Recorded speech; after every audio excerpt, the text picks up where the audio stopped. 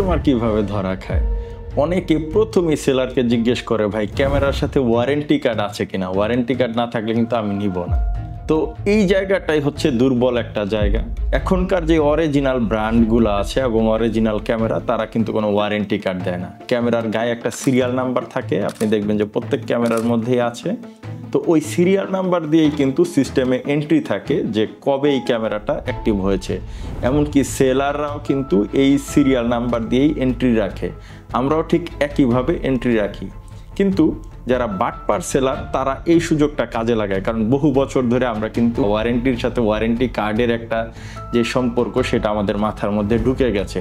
তারা করে কি, নিজেরাই নকল ওয়ারেন্টি কার্ড বানায়া নকল ক্যামেরা বিক্রি করে। এতে করে তাদের দুই দিক থেকে লাভ হয়। যেহেতু ওয়ারেন্টি কার্ড হারিয়ে ফেলে 90% ক্রেতা, তার আর ওয়ারেন্টি দেওয়া লাগছে না।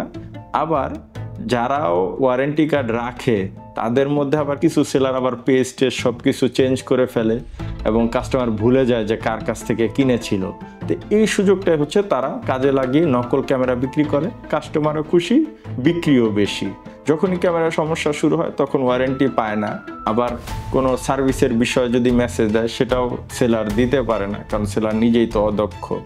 তো আমি যেটা বলবো যে আপনারা যেখান থেকেই কিনবেন মূল বিষয়টা মাথায় রাখবেন, অরিজিনাল ক্যামেরায় কোনো ওয়ারেন্টি কার্ডের প্রয়োজন হয় না।